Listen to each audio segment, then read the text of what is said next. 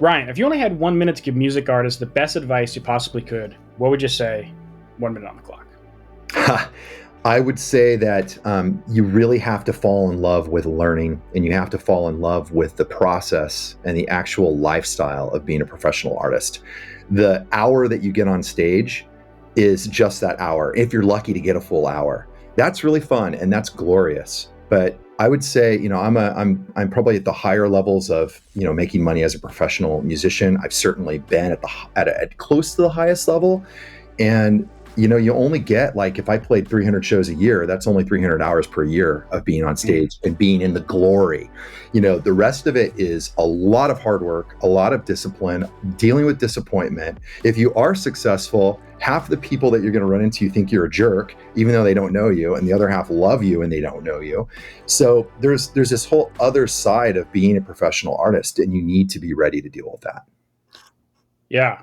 And actually, some perfect timing, 57 seconds. I didn't even need the whole minute. And I actually found a quote online from you, as I did my deep dive to stalk you on the internet. I found one thing, and I guess I'll credit Sounds Fear magazine that you did an interview with.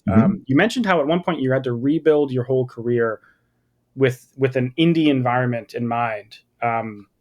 And when we talked last time, I was asking you kind of like, what do you find the differences between being on major labels and working with the kind of like the industry angle versus doing things more independently and working as a more indie kind of environment? So I guess, what do you mean by that? And what do you have to say about like label versus going the indie route as an artist? I think that, obviously there's advantages to both. I didn't know any other way when we started out. The only option that you had to become a successful musician when I became a successful musician was to get a big record deal. That was what we all dreamed about. That's what we did showcases for. And if you're playing shows, you were really playing shows to kind of get big enough to like have a label show up. And, that was really the culture. And of course we played music because we loved music, of course, but to make a living doing it or even get an opportunity to do it, actually, the concept of making a living doing it was not even real to me. I'm from a small town, Taft, California, and the big city to me was Bakersfield, California. I just happened to be buddies with people that became Korn and all this stuff that became kind of like culturally really relevant stuff. But all of us were just trying to, get the eyes and ears of a label. If you think about it, I actually think your chances of having a career are 0.00001. It's so bad. I think you're just as likely to win the lottery. You should be buying lottery tickets or something. While it's awesome to get a big record deal and actually have it work, because once you get the deal, doesn't mean you're actually going to become famous and make money and all that kind of stuff. In fact, you can become famous and still not make money. Holy shit. I know lots of people that happened as well. I think that the advantages are significant if you can get a major label deal where the whole label is really into what you're doing. Typically, that's going to mean that you have some sort of pop sensibility. If you're, especially nowadays, if you're a candidate for playing the radio game, it's extremely expensive. You have to have a label with, some sort of reach, all over the territory. I'll call it the United States or United States and Europe, that can work in conjunction where the radio stations know that the artist is going to have support for years. So why would they play your songs on the radio if they don't know that you're going to be at that station in, Cincinnati, Ohio, and, Houston, Texas, or whatever? If you're not going to be there 3 or 4 times a year, why would they start playing your music? Because that's what it takes. In Orgy, we would do an 8-hour day before the show of press in every single city. I would go to radio station A, radio station B. I would go to a radio station event with like contest winners because they've been playing our song all year and having these different promos. And then I would go do a dinner with like other radio station people, like the program directors. I didn't even know that there was this many people to like please, you know what I'm saying? And this many fans to like greet and these many, things to go do. But it took up our whole day. And then we would do, printed press and all that kind of stuff. And then you play the show and then you do a meet and greet after the show with more radio winners and the DJs. And So that was literally how you do a 14-hour day on tour with a tour bus. You'd think, you're right, you're waking up in the city. How am I working 14 hours? Well, Yeah. that's the level. And in every city, we had a label rep in each city who was setting all this up. So the only reason I'm telling you this isn't to turn anyone off. It's just that you have to understand that that is what like a pop star does. That's what your day is like, and to have a major label that can have that kind of a reach, like a Warner Brothers. We were on Reprise Records, which is a part of Warner Brothers Records. It's a big label. We would be traveling all over the country and the world, and there are representatives from that label there that have worked for 3 months to get all the people on board at all the stations in that town. So it's quite an operation. And, to get that kind of thing to happen, it's going to be millions of dollars, and it's going to be some belief. There's a lot of people involved. We had management, we had attorneys, we had the label. We had the band Korn that was literally advocating for us. We signed to Reprise via Elementary Records, which means that Korn was our A&R, essentially. That's kind of cool. But Yeah. I Yeah. got to tell you, that's the only reason I think that this really worked, because there's a million instances where a band like us should not have worked. We came out when Korn, Limp Bizkit, and all these things were ruling, the airwaves and ruling MTV. And we came out with lipstick, tight clothes, and eyeliner and painted nails. And the music was heavy, True. but we were probably 50% Depeche Mode, as much as we were 50% really heavy music, right? We were Yeah. not fitting the slate. So there was a million chances for the label to have, to go to radio or go to MTV and not have success, and then have them drop us. But it didn't happen because there's this huge infrastructure that you have to interact with, and all these plans that are laid, and you have to have champions in every, part of it. So that is daunting. And I Yeah. don't know that it was anyone's skill set or whatever that made it happen. I think it's a whole lot of luck, and I should thank God for what happened to me. It's amazing. Now, let's juxtapose that with the modern indie world, which frankly, as much shit as everyone talks about Spotify, and as much shit as everyone talks about, oh, music's basically free now and all this kind of stuff. Okay, well then why did I make as much money as I made last year? Because I'm in a completely independent situation right now, which took Yeah. me years to figure out, because I come from that old world. It's taken me years of mistakes, years of screwing up, years of hiring terrible people, years of believing that that world exists for me, but it doesn't anymore.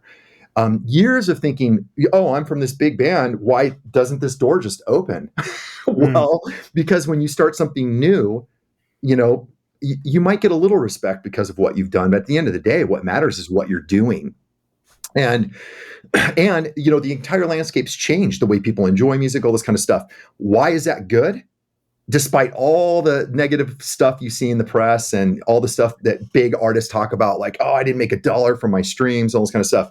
Well, newsflash, your streams aren't really, that's one piece of your business over here. And look, it's a little piece of pie. There's this big circle. And the Yeah. rest of it, that's where all the actual money is, and the actual fan interaction, and the actual bread and butter, nuts and bolts, real music business with like a P&L, a spreadsheet and Right. the whole thing. And there needs to be black at the bottom, not red. And so, to me, really, anyone that has something special, and of course that's the hard part, right? If you have something special, if there's something about you, you can actually, nowadays, you can actually consistently put in the work, and there's a decent chance you can actually make some money and do this for a living in this modern environment. And I do Yeah. not mean easy money. I mean, you gotta work, you gotta stick and move, like I just said with your opening question, you've got to understand what the art life is. The art Right. life is the life of a freelancer. It's the life of, you've got to figure out ways to make all of these different components of your business work while still being an artist. So, and a lot of times it means you have to maybe in the beginning work side jobs and stuff as well. And I always did that, I know some artists who make their entire living from streaming, but me too. the vast majority of people I know that make their living from like a music project, so not just like they're a producer or they're a teacher or they're at work in a college or something, like Yeah. they have an artist project that they're making a living from. They have like 100 revenue streams, not literally, but they have streaming, they have touring, they have sync licensing, they might even have endorsements and sponsorships, and they have a Patreon thing, they have crowdfunding, they like a million things, Yep. and even each one of those categories, like from touring, it's not just like the guarantees and or the whatever you get from the actual like ticket sales. It's also the merch and then the VIP upgrades you can sell, and then the sync licensing. It's not just the upfront money, but it's the back end royalties. If you were to look at like you mentioned this tiny sliver that streaming is for you Mhm. guys, what's the biggest and best pieces of those of that pie, and what's like the worst part of the pie for you, or like in terms of like percentages and fractions, like what chunks are the biggest and most important for you guys? Well, it can depend on where you're at in the cycle. So a big chunk for us in our cycle, let's call it an album cycle if we want to use like old school terminology. So we look at albums a little differently. I always talk to our clients and the bands that are on our label, which I call clients sometimes more than I call artists on our label, because we have a different kind of situation, a framework. The label that I own is, we're almost more like a creative agency that kind of helps artists own their own music. We do a lot of stuff that is consulting as well, so we get paid for it by project we produce.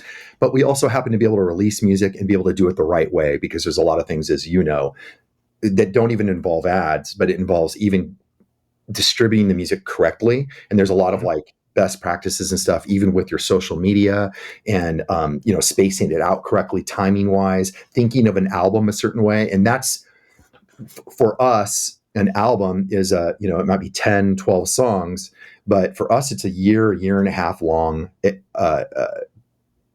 bucket of content that we can use to market the band all year long.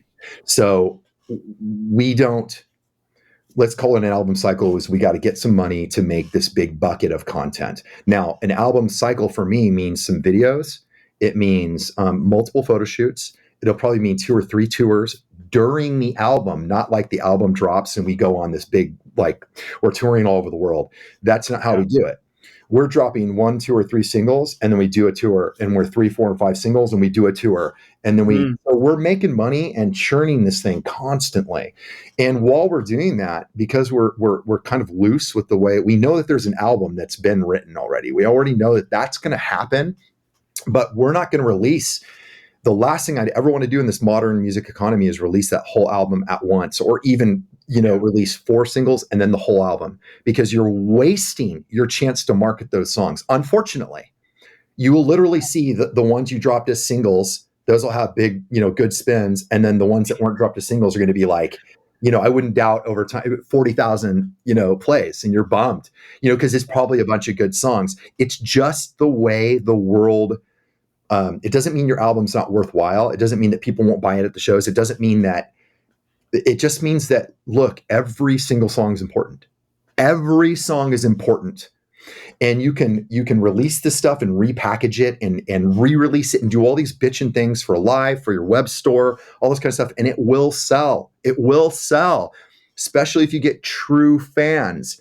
But anyways, I went on this huge tangent because all of this is so connected. That's actually a good point. Like I tell a lot of artists that like if I'm going to release a 12-song album, I'm probably going to release 9 singles. Yes. Of those Yes. 12. And I've seen people do, a 12-song album is 11 singles. I've seen people do a 12-song album is 7 singles. But either way, most artists are doing most of the songs as singles because they want to be able to milk every song for what it's worth. They're not really doing filler tracks anymore. It's like That's every right. track has to be a banger. Or I guess they might do not filler, but like transitional tracks in the album. Yeah. So it's cool hearing, you guys doing the same thing and planning for that as well, just at the scale you guys operate on. Because there's a lot of kickback from artists that I talk to, and they're like, I don't want to do that. The album's special. It's just art piece. People need to hear it in its entirety, and they feel like it ruins the art. And I don't think it ruins the art. I think it just changes how people discover the art, because the album still exists. It eventually comes out. Think of it like it's chapters in a book, or it's seasons in a collection, like a fashion collection, in the chapters in a book, or episodes in a really, really great season of your favorite show, whatever it is. Mm. That's the way we think of it. So a lot of people will go buy Game of Thrones, like the DVD set or whatever, or you don't do that anymore, right? But you would Yeah. buy these before these collections. So that's buying the album. When you love something, when you create true fans, and by the way, all of this is designed to create true fans. Streaming, doing ads, getting plays, all that kind of stuff, playing on tour, all that kind of stuff is great, and you can make money doing all of it. But the whole point is you have to actually cultivate and develop true fans. So to get back to the question you asked me, to actually answer it, I almost feel like I have to say all this because these are important parts. This is where we are in the process of an album cycle. The Indiegogo campaign would probably be the biggest one. For us, we're really, really successful Indiegogo campaign band. We're one of the, Yeah. what we've raised is probably up in the top on the planet. And I know that everything that we do is number one when we do it. And we did this before we learned how to do ads and before we did like any good social media. We're honestly very late to the game with all of this stuff.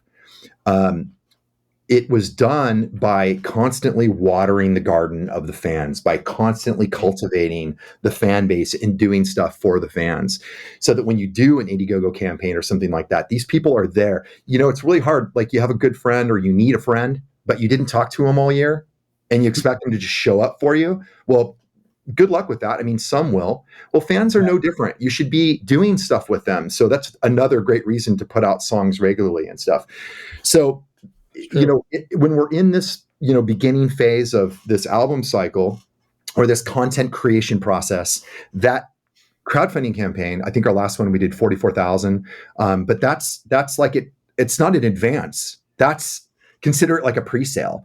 Well, it'll probably only cost us about 10,000 to make all of that, like the vinyl, all the stuff. So what just happened? We just made, $34,000 of seed money for the entire process. Now, out of that, I'll probably take that. I already know some stuff I'm going to do. I'm going to take that money because we produce and record everything ourselves.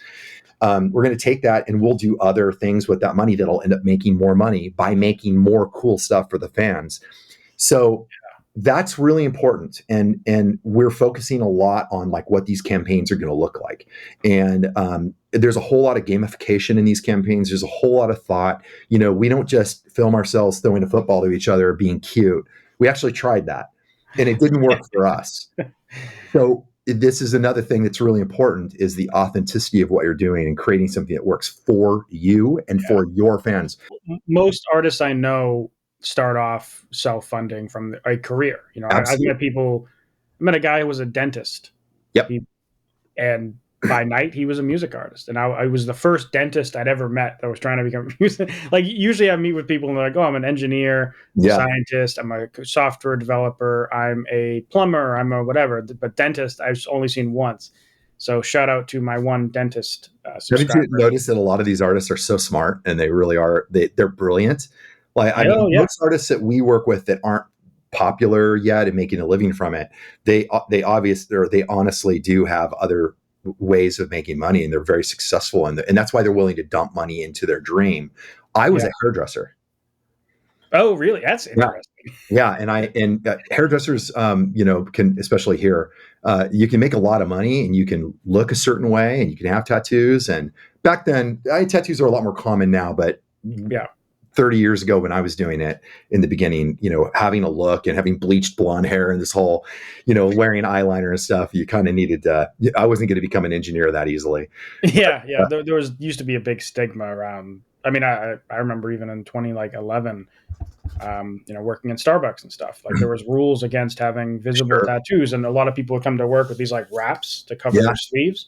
And then eventually, I don't know, 2015 or something, Starbucks like allowed people to wear them openly, and then a bunch of other places were doing it too. And so there's stigma's changed over time, of course, but that's interesting. You're a hairdresser. That explains why your hair looks so fire, though. Thank you. Thank you. And it's so funny because when that was such a big part of Orgy as well, was the look. And a lot of that was something that I could bring to the table because I existed in that world and I was actually a pretty successful hairdresser. And you can make, especially here, I mean, I think all over the country, if you're charging anywhere more than $100 for a haircut or a service, and a color would be maybe, $250 if you're doing like highlights and stuff like that. So you think about that, even if you do 8 to 10 a day, Mm. right? The money becomes quite obvious, So for me, Yeah. that worked out really well. And I could also pretty easily go, okay, I'm going to be playing shows these nights, and I'm only going to be working mornings. And so it just gave me the flexibility that I needed. And I firmly believe that like the modern professional is a combination of multiple skill sets, and Mm. they don't always make total sense together. Um, you know, a lot of the musicians that I know, and me included, we and you included, especially. I mean, you're a highly technical guy. I sit and learn from you for hours and hours, and have really enjoyed it. And you're a great musician, and you have to wear all these different hats. But that kind of is the modern musician. So I think that people should disabuse, or young artists should disabuse themselves of the concept of that. You're just going to be kind of a stupid person who parties and stuff. I mean, that was maybe more true back when I started, Yeah. but I think nowadays you got to really embrace developing a lot of skills. Most of the guys that I work with can use Photoshop. They can do video editing at a pretty high level. I now I do a lot of ad buying now myself. Mhm. Started with all my stuff, and then I started buying ads for all my friends, who all my friends happen to be pretty popular musicians. Yeah. And so I end up buying stuff, ads for them. And then lo and behold, do I have an ad agency? I guess I kind of do on accident, but I don't mean to. And, Yeah. I just find that you have to have, and this is complicated. It's, Yeah. Pro Tools, Logic, and Ableton, and all those kinds of stuff are high level software. Pro Tools, especially, it's extremely complex stuff. So you really have to become a super learner, and you have to fall in love with that. I've met a lot of artists who they see, I talk a lot about Facebook ads, and Mhm. I'll talk to them and I'm showing it to them and they're really overwhelmed, and they're like, I don't know if I can ever learn this. I think I might outsource it. Which some people outsource, it makes sense to outsource, of course, but then they'll mention that they produced their record themselves and they did it inside of Pro Tools or Logic or Ableton. I'm like, if you can learn that, you can learn how to run Facebook ads. If you can Yep. learn that, you can learn how to run Google ads. Like Yep. these, I worked as a mechanical engineer for 7 years, Wow. and I had to learn how to use like Creo and SolidWorks and AutoCAD and all these like engineering softwares. Mhm. It's not much harder learning those than it is Logic, Pro Tools, Ableton. It's kind of the same, honestly. So a lot of musicians don't give themselves enough credit for what they're capable of, and learning an instrument too. Yeah. You probably spend years, decades, et cetera, right? Like practicing and figuring out how do I nail that sweep picking lick? Or I can't do this alternate picking thing. Well, let me come up with an exercise and how to practice it. And I think more musicians can learn how to do this stuff themselves. They just have this expectation that they shouldn't have to do it themselves. And that's part And of the here old you that's are, part of the old thinking. yeah, And even if you don't do it all yourself, because there is a very real, when you become even a musician at my level, I'm not saying this from an ego standpoint. Um, yeah, I'm saying it from I make a living being a musician, and there are times where I'm touring for 47 days in a row or whatever it is. Right? It's really hard to do other stuff when you're doing that. So it's totally legitimate to outsource stuff, but don't do it just because yeah, you're too lazy to try to kind of learn it yourself. In fact, learn a lot about it. That way, when you outsource and you work with people, you get a better result. It's one of the reasons I learned Photoshop and how to edit, and how mm, to do all the stuff that I have to do that involves content creation. Like we direct a lot of our videos, we help direct other videos, we produce videos, we do all sorts of stuff. And it's not because I don't hire people to work with in a lot of cases, or even hire other directors. And honestly, I'm like, yes, thank God. But I do that from a position of knowing what is going on. I don't do it from a position of like, okay, I have no idea how to make this happen. Actually, if worse comes to worse, and it has many times, we'll just pick up the rope, and we'll finish the whole thing. And I think that a lot of modern artists, you need to understand that this medium has largely gone vertical. We have to be able to think like complete storytellers. It's daunting, but think of it differently. Fall in love with storytelling. Fall in love with creating worlds. Fall in love with the technology and the tools. Fall in love with the fact that there is an incredible resource called YouTube, for one. Okay. You can watch guys like you, by the way, which has helped me immensely. And there's a lot of other guys that are your, probably people that you know. And then on the audio end, there's, I mean, any one of these digital audio workstations, anyone who isn't so up their own ass can just get out of their own way and turn on YouTube.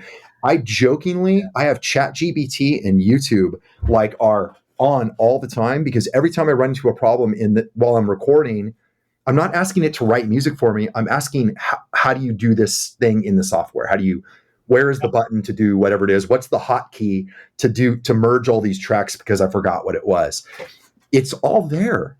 It's all there. You just got to get your brain working and get it opened up and just ready to constantly drink, and you do need to, I mean, a tip that I'd give anyone, I'm sure you do this, but do you schedule time in your week to constantly be learning? Ooh. Or do you take the time to I kind of... don't schedule it, but I do take the time. In fact, Yeah, a lot of the times that ends up being like my break, so to sure, speak. Like I'll be working on some. I mean, working can be kind of a difficult phrase, but if you're a creative person, right? sure. Because working can often be fun, Yeah. but I'll be I don't know, launching an ad campaign or something, and then I'll get bored halfway through, and then I was like, okay, let's go jump over to YouTube, and there's this thing I'm currently interested in, or I currently want to learn about. And so that's kind of like my break. Instead of going and watching like, I don't know, a cartoon or a show or a movie or something, my free time a lot of the times is, let's learn this little skill set that I've never had before. And sometimes it turns into cool ideas. Sometimes it turns into products and services and stuff, like very in an unexpected ways. And sometimes it doesn't. Like I'll go on a tangent, like, let's learn how to learn a little bit more about how websites are made. Let's learn a little bit about JavaScript and stuff. And then, that indirectly ends up kind of helping when I'm trying to diagnose installing pixels on different Uh, platforms and sites. Right. yes. Like knowing to turn off ad blockers and the different stuff that you have to do to make certain things work, and why Safari doesn't work versus Chrome and Yeah. all this kind of stuff. And I talk in front of like my parents, and they're like, did you go to are you a computer programmer now? And I'm like, well, no, Mom, thank you. But I know this sounds crazy, but this is like the bare minimum. Like my daughter she's going to be fluent in this stuff because, Yeah. in this house, it's not unusual to know how to build a website and also record music and be able to play piano and, be able to understand what kind of shirt fit this is and cut and all the different aspects that go into being able to manage, in my opinion, any business in a modern digital age where you have every way to communicate with people is right there. To promote a show 30 years ago, we were printing flyers at Kinko's, like hand-drawn flyers. Yeah. Now I have sometimes 6 different poster level graphics that I create myself. What is wrong with me? Per show, like on a Oh, geez. 36-date tour. And here's how that happens. Because I do what you just said. I'll get in and I'll just start kind of messing with Photoshop. Now I have a bunch of photos, bitchin' photos, because we're constantly filling the content bucket, right? Get the bucket and fill the content bucket up all the time. If you're an artist, be doing bitchin' photo shoots. Even if you've only got $100, $200 budget, make friends with people who can shoot.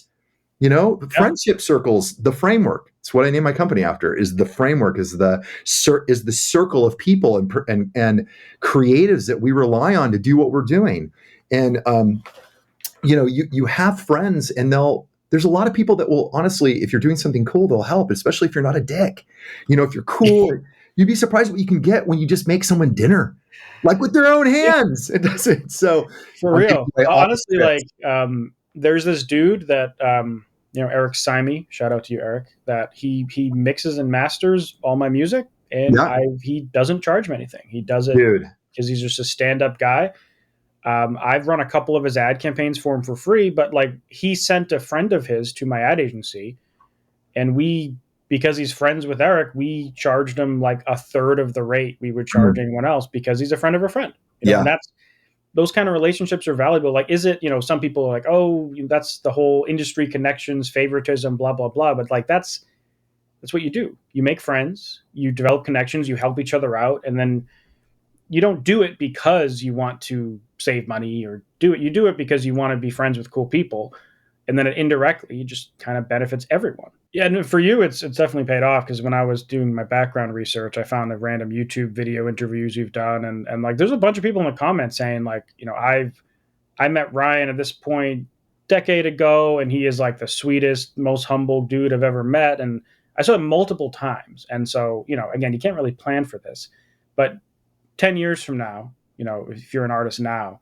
do you want people to be saying, "Oh yeah, that guy was a fucking prick," or Yeah, would you rather them say, "This dude was like awesome. He helped me out when I didn't have to. He let us backstage. He gave us this amazing one of a kind experience."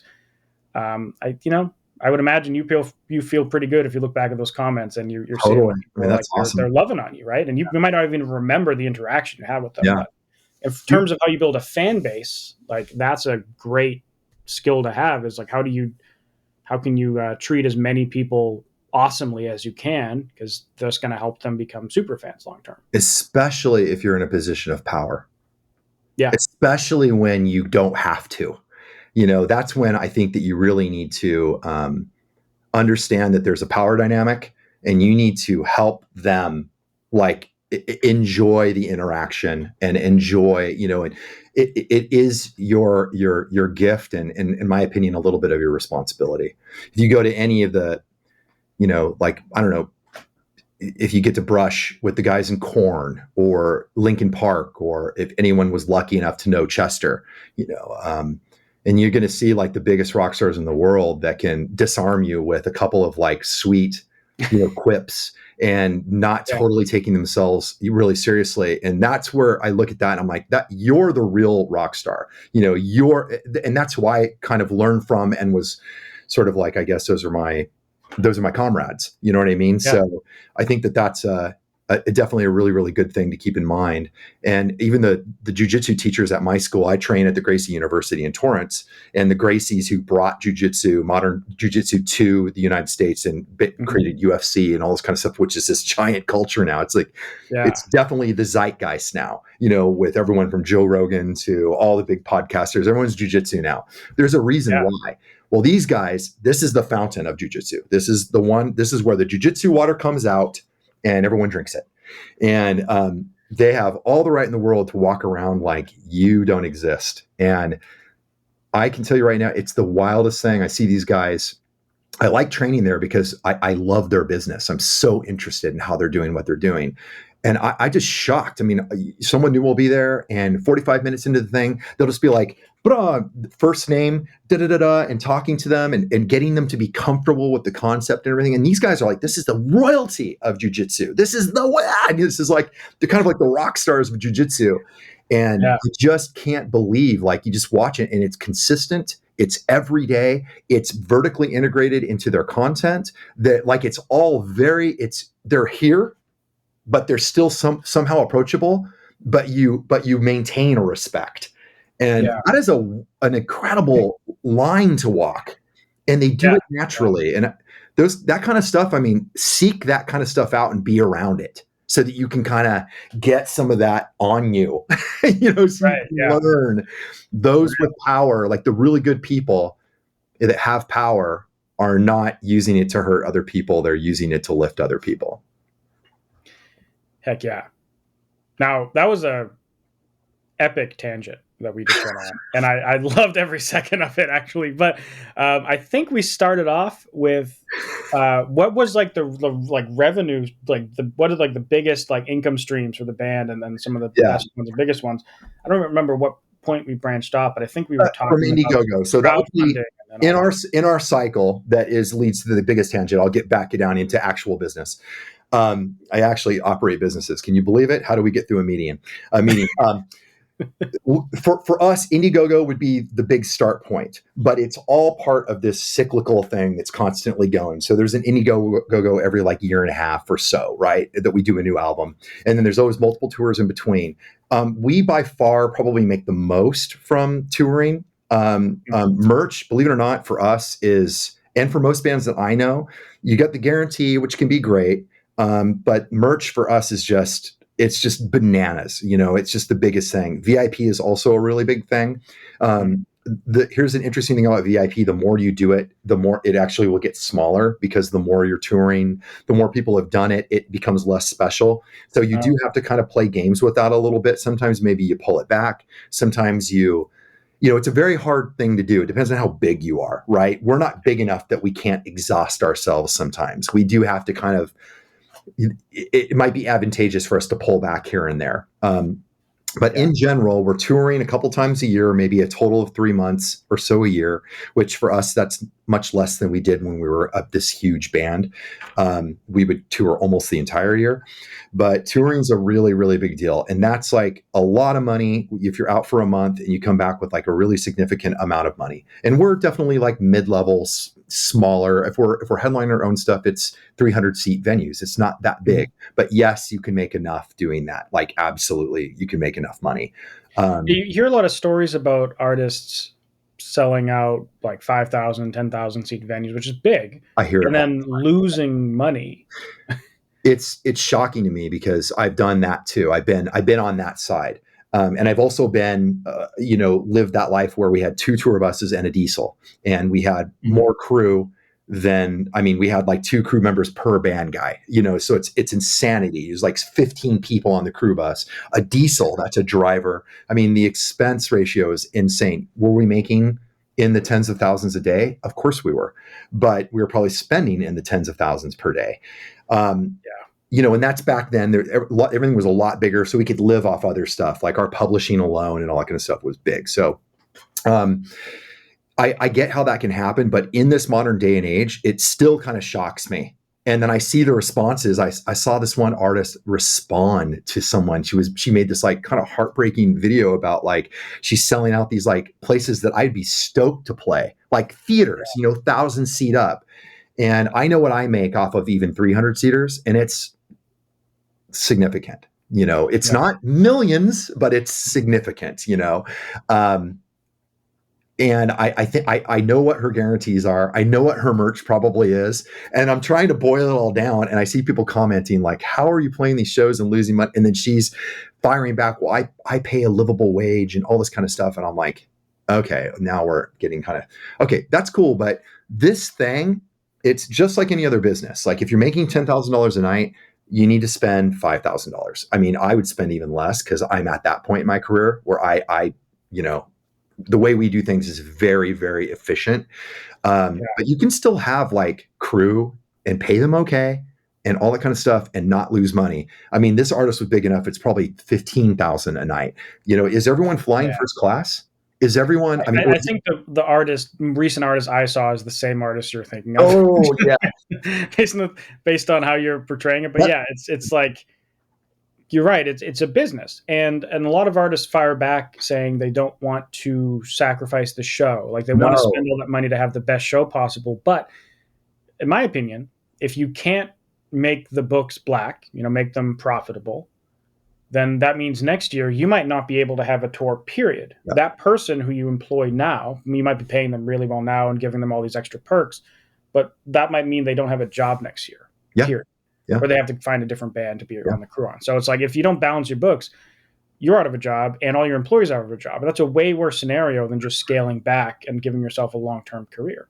Yeah, there's a lot of ways to make this work. And I know that a lot of artists, if you're used to a tour bus and you're used to like certain things, or it could be as simple as, does everyone get their own hotel room every night? Even if it's not a really nice hotel, I can tell you right now, that's like, even on a small level, that's like, that can be $600 or $700 a day just for that. Like if you're staying at kind of crappy hotels, even like, ever thought about like getting 2 suites at an all suites hotel or something like that? Like I have a bunch of little tricks that we do, where, some of these rooms sleep 6 people, like really comfortably with a kitchen and everything. I'm like, there's so many things you can do, but I know a band that every tour they buy like a beater bus.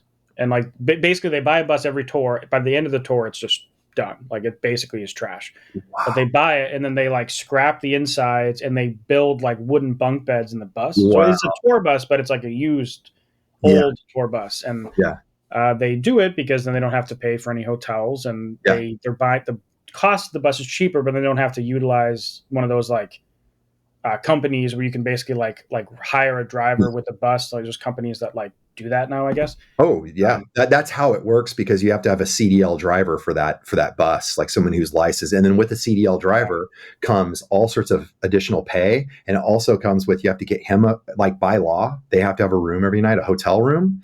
So I mean, you can Oh yeah, blow this thing out of the water so easy. I mean, a tour bus situation now is $3,000 a day. yeah, So I mean, you can make a living making $3,000 a day. If you play yeah. 30 shows, that's 90 G's. So I mean, if you just think like that, okay, hey, you're a small band and you only make $3,000 a day. There are tours that I've done where we've made an average of $3,000. We made 90 to $100,000 in a month.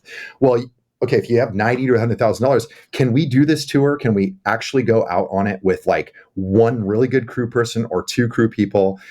Can we most nights share like a really nice room, like a bit like a suite that sleeps everyone comfortably, or two?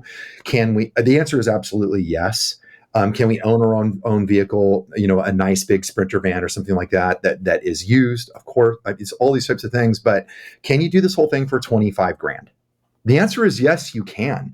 30 days in a hotel, can that cost under $7,000? Yeah, it can. So you have to think like that. And Yeah. for us, I came from that other end. I had a tour manager. I had a fucking, we had an assistant. We had, every one of us had a guitar tech. There was a drum tech. There was a person shooting video. There's like we had a lighting person. We had a sound guy. We had a monitor guy. We had, so it's like, of course, like, I could do press all Each day. one of those people is, they're in the U.S., right? So they're making pretty like it Two costs a lot grand of a money. week.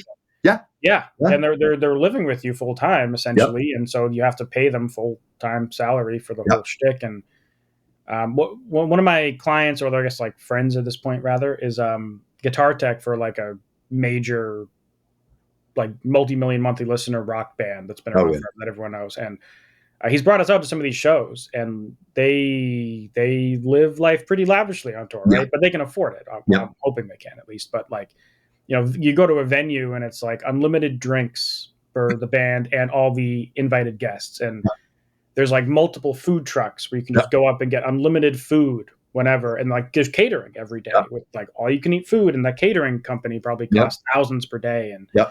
they fly out their hairdresser Yeah.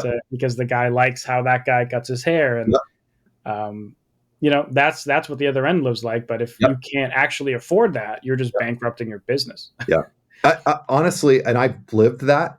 I mean, I mean that's actually a little more lavish, but I mean we were on those tours, Yeah, and Orgy was at a point where we would roll into cities, and the venue we were playing, we thought it'd be a big club, and we rolled in, and I remember one time the singer was acting crazy and didn't want to go on stage and all this kind of stuff. When we got to the venue was an arena. It was sold out, and we were like, "What the fuck?" We sometimes didn't realize how big it had gotten. You know what I mean? It wasn't always like that every night, but I'm like, oh my God, we're really brushing with, this was just the venue that it fit, and we were like, Jesus yeah. Christ. So I've definitely done that. And I got to tell you that there is a lot about the way we tour now that I like better. Mm. I actually don't have a tour manager. I tour manage. I do the accounting. That means the next day, as we're traveling, I'm on my computer and I could, what a miracle. I can do a spreadsheet, dummies can do spreadsheets. So, I just get on YouTube and figure out how to do it. And turns out it's really fun for me to put the number in of what we made the night before. It's actually really fun. And I feel Yeah. good. And I look at, I'm booking the hotels, I'm doing all this kind of stuff. Look, I know that that's a lot. And I know that some people can't handle all these things at once. I can, I've got a lot of experience, but, well, when you're when you're playing at a certain level, you're going to kind of need to do that. If you want to take money home, you're going to have to take control of your world. And right now, I have specific places I like to stay and things I like to do and ways I like to do things. Now, I get that all done. If we're playing in Europe, we're doing a really big tour with an awesome band in Europe later on this year. We're going to fly over there the way that I know how to do it. We're going to be using points. We're going to fly really nicely. I'm not going to pay $12,000 for a seat. I'm going to pay $1,500 for a business class seat. I'm not, and that's only happening because we're doing it with our travel benefits, no one could do this for us. Yeah. You could hire someone and they're going to spend I know because I was just in a band with my buddy Chester, who was used to doing things one way, and we were used to doing things our way. And we would all be on the same tour, and he would spend 3 times more getting there than Amir and I would, because we all have the same allowance, right, for flying out of the budget and Yeah. everything like that. So, it was So just kind he of would just fund his travel with his Lincoln Park money, I'm guessing. well, we have a budget in our tour. Like, like that band, when we go overseas, it would be hundreds of thousands of dollars for a few shows. You know what I mean? That's definitely Yeah. more of an orgy level situation. And especially with him and the band and then the guys from Orgy, we could go do a one off. It was pretty dang serious. I mean, I think our burn rate in Paris, when we played in Paris, it was 10 grand a day, and that's like a full crew and all that kind of stuff. Right. So, Yeah. Yeah. believe me, I was like, let's get the fuck out of Paris. This is really expensive. Let's get everyone home. But there you really see firsthand, though. You're right. He goes a certain way, and he's kind of used to these things being booked, whereas Amir and I would sit there and book it ourselves. And that's when it started happening for us. Is we started realizing, like, look, we don't need to do. We're still part of this thing, but I'm going to pocket more money by simply saying, hey guys, I'm just going to book my own travel. Like, I'll see you there. Everyone knows I'm responsible. Everyone knows Amir's responsible. And we really started getting into playing the games with all the travel cards and all that kind of stuff and flying.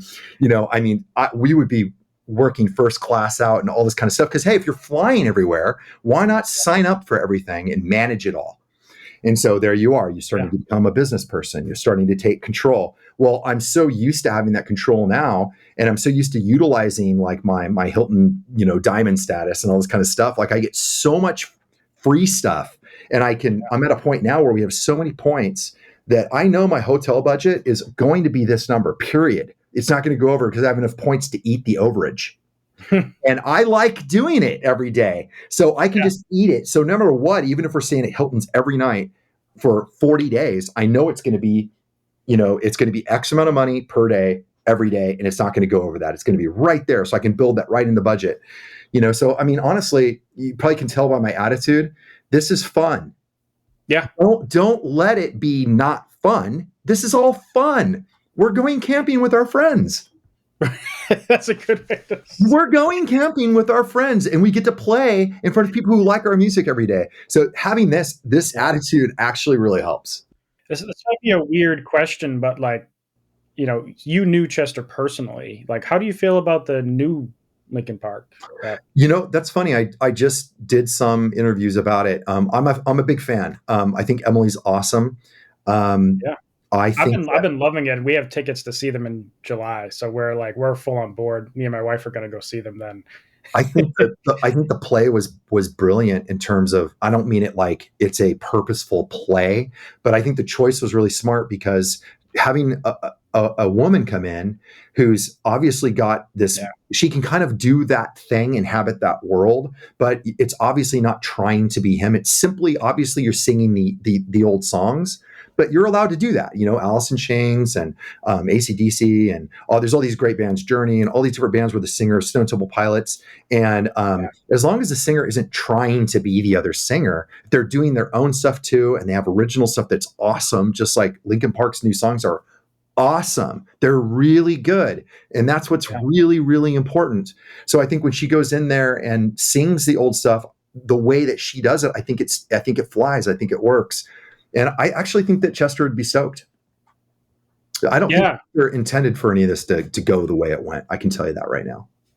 Yeah, I mean, like when I saw the first announcement and when they dropped that new song and they did a live show and everything, I was like so giddy, right? Just because I've been a long-term fan. But I was it's like, oh, that's such a brilliant idea, replacing with a female vocalist, because like it's just way harder to draw the comparison. And it's like, oh, she's just trying to sound to replace Chester. It's like, if they found a guy, like there were a lot of rumors they were going to grab, I forget the band, but there's this guy from another.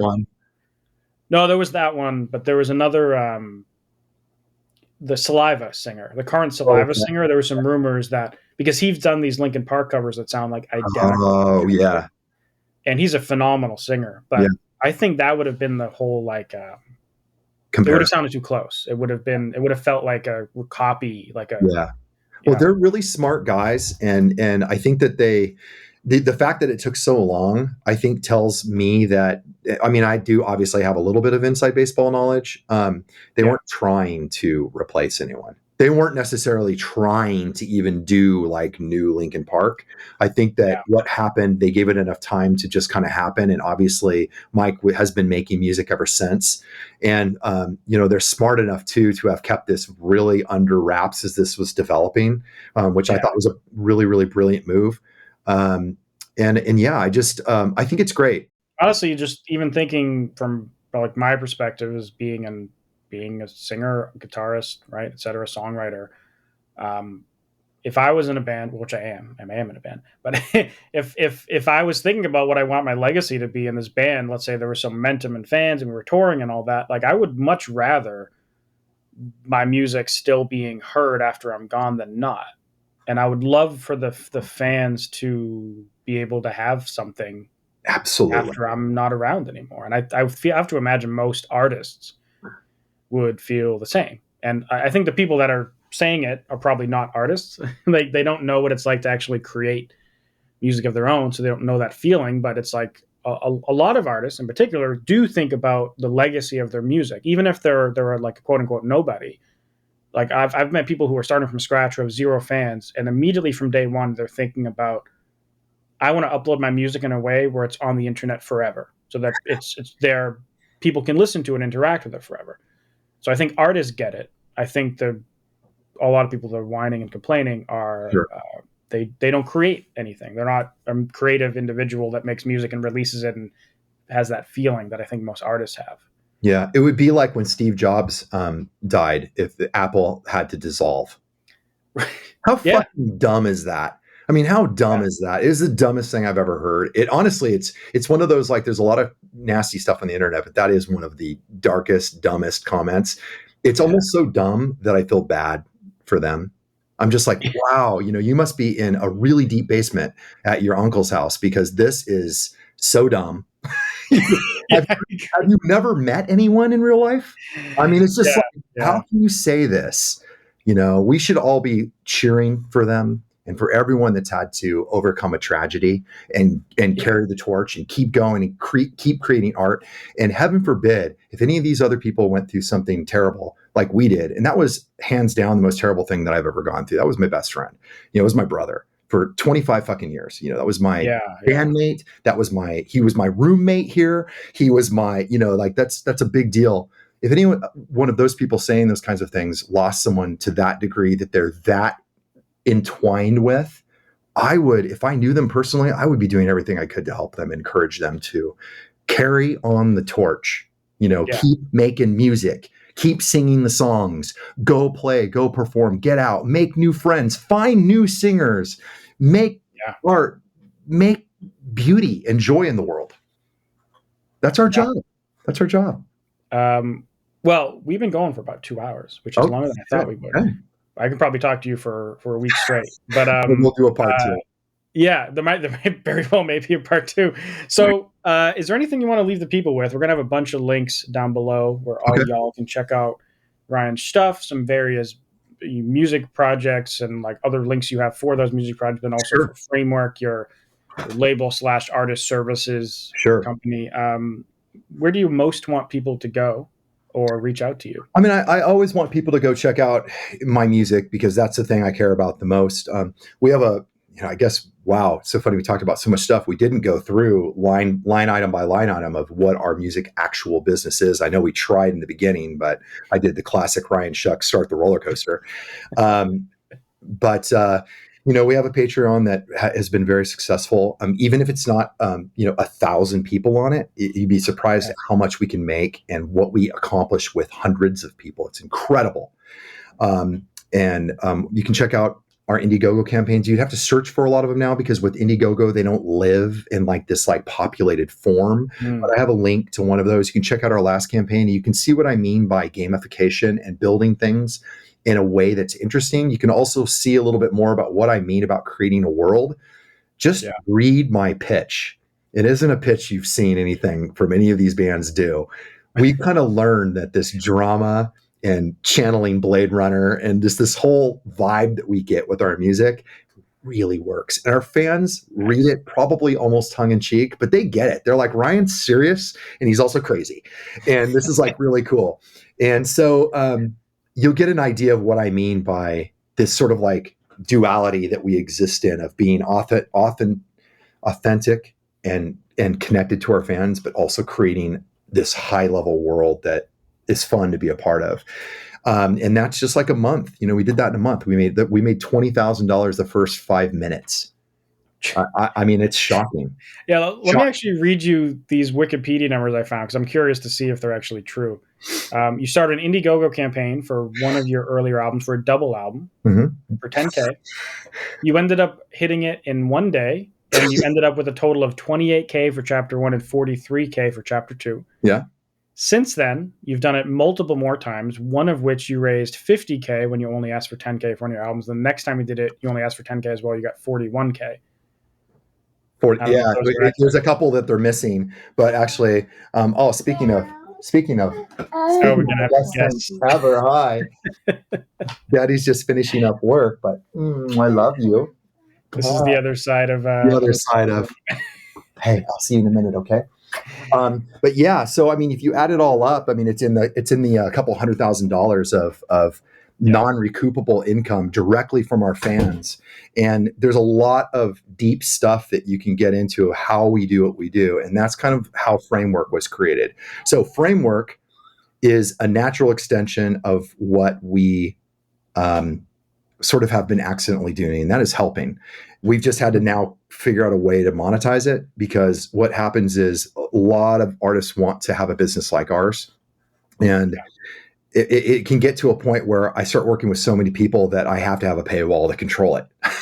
You know what I mean? You have to have some way to kind of have it filter itself. So basically we can help with a lot of these things that we do. And we are now getting pretty good at ad buying and doing some of the stuff that you do. I just don't have a multi-person operation. I'm not able to do it at scale really, but we do the whole thing. We can produce music, write music. We release music on our label channel. You can tell that we have, from the streaming world, we call it a channel. So channel is, curated stuff goes through it. It's called a label, and the DSP start to kind of recognize that good stuff is coming through that all the time. And that's why it's useful to have a label. And we do things from helping bands figure out how to tour and actually make money doing it. We do a lot of content like creation. We do a lot of production from that end. So we just produced a video for one of our artists that ended up helping his whole single and everything do really well. I'm talking not 10x, probably for this guy, probably 50x, because when people are doing in the thousands of streams and then it gets up into 170,000, that's massive, massive growth when you have that goes to that. And it turns out that, like I said in the beginning of this, the business is a lot more than just these streams. It's important to focus on that and make that work. But there's a lot of the money and the business of being an artist is all of this other stuff. And a lot of people, we see a lot of our friends do Indiegogo campaigns and stuff, and they'll do okay. They'll make, 10 or 20 grand. But they just don't know how we're getting into like that one that they said it was 50 something. It wasn't. It was like 64,000. It actually, the ticker for some reason stopped counting, and Indiegogo wouldn't fix it. So yeah, I mean, it's gotten stupid. We just really been able to crush it. Well, how you get from like having a lot of fans and you raise like 10 grand versus getting 60 grand or 50 grand, there's an ocean of knowledge in between. And we just kind of find that a lot of people, even artists that are out there that have sold albums and they're now indie, they are the ones that have the hardest time figuring this shit out. And we help them out all the time. Nice. Well, that'll be linked down below. So I guess if you want to work with you guys, they can do that there. And I would also check out their Indiegogo campaigns for inspiration, because it might be something you can learn from them and then apply to your own. You'll see some collaboration with this guy on there on the last one. Oh, cool. Yeah. And nice, I definitely will say, like, Framework, the name of our company, is based on this concept of like what we do really is this combination, this framework of people that we're friends with. And we've always looked at Julien-K as Amir and I are these producers and songwriters, and then we work with a bunch of talented people. That really is what Julien-K is. There's 3 of us that play live, but there's like 10 of us that make what we do happen. So yeah. That's badass, man. Well, thanks so much for coming on the show. Thanks for having me. Everyone watching, click those links below. Check out Ryan's projects, Julien-K, etc. And we'll see you in the next one. Thank you.